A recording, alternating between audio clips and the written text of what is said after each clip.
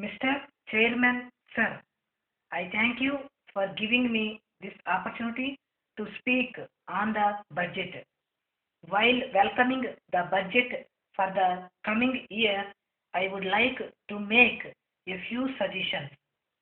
The Honorable Minister has tried his level best to see that all the departments get their due shares so that they could implement the schemes drawn up by the government.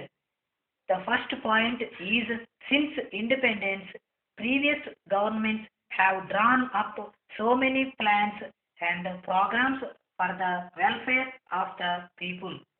There was honest effort in this direction from the government side, but there is no involvement on the part of the public in this regard. For example, I would quote the construction of Janata houses.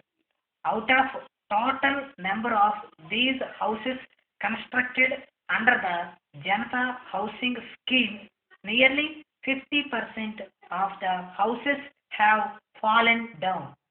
This is because of lack of cooperation from the people. Therefore, I urge upon the government to stop this scheme at once. Instead, government can sanction a suitable amount for the construction of these houses to the people who own sites allotted by the government under this scheme. A certificate from the competent authority should be produced by the persons to whom loans have been sanctioned. After completion of the houses, they may be asked to do this work. If we resort to this process, I think we can do good work in the case of Janata housing scheme. Otherwise, whatever we spend under this scheme will go waste and the purpose will not be achieved. Secondly, in the budget, regional backwardness has not been taken into consideration. In some of the taluks and villages, we do not have minimum facilities that are required for the common people. This fact has not been informed to the government by the authorities concerned. The authorities should verify the facilities that are needed in a particular village or taluk and recommend to the government to include that village in the plan and convince the government to allot the required funds for its improvement. This has not been done. The government has not taken into consideration the regional backwardness.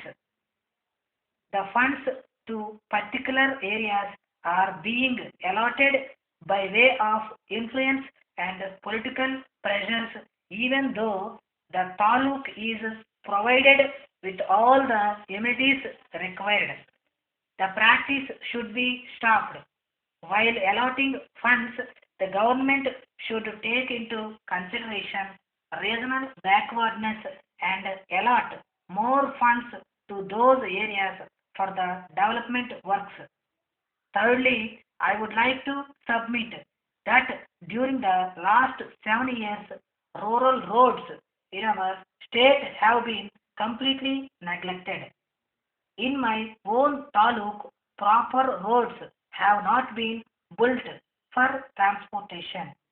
There is no direct link between one village to another. All of them are mud roads, and vehicles cannot ply on these roads. Therefore, I suggest to the government to provide funds to take up these works in the current year's budget. So far as educational policy is concerned, I would like to state that there is improper planning by the government in opening the educational institution in our state. In some of the villages, we do not have even primary schools. The authorities are reluctant to open a primary school even though the population of a particular village is more than 2000 or so. With the result, the parents are in no mood to send their children to the schools. In some places, schools are situated at distant places, and the children are not in a position to go to far off places from their villages.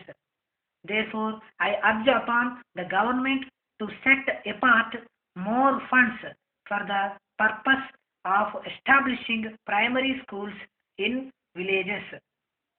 So far as forest department is concerned, many crores of rupees have been spent towards plantation purposes. Looking to the number of trees, the money that has been spent up to this is a waste. If this is the way in which we go on spending money, I do not know how we can grow forest and how the government money should be utilized. With these suggestions, I thank you on my behalf and on behalf of my party for giving me an opportunity to take part in the debate. Dear sirs, we received today your letter of 6th March inquiring about the standing of the Bharat Supplies Company, and we are pleased to give you our experience of the company's business with ourselves. The firm consists of three partners, and about 3 years ago, these partners approached us with a view to getting our advice on the type, quality, and amount of stock with which they should commence a proposed new retail business. All the three persons had recently been discharged from the Navy service and were eagerly interested to open a shop in the main shopping center of this city. They proposed to use their savings and the government gratuity as capital to put into the business. We supplied them with the preliminary stock needed and advised them on such matters as shop furniture and the general arrangement of the premises. Consequently, we have been in close touch with them from the time when they commenced business, and they have always traded with us since then. All our accounts have invariably been paid promptly. The orders we have received have been increasing. Last year, they purchased an adjoining shop and extended their premises. They have proved themselves to be good businessmen, and these partners work consistently in their business. We can with confidence recommend them to you as a thoroughly reliable firm, and you need not fear about the payment of your accounts. In fact, we would be prepared to guarantee any credit they may so desire to obtain from you up to 10,000 rupees, provided we receive from them a 4% return on the amount of the guarantee. We shall be pleased to answer any specific enquiries you may wish to make about the firm so far as we can do so. Yours faithfully.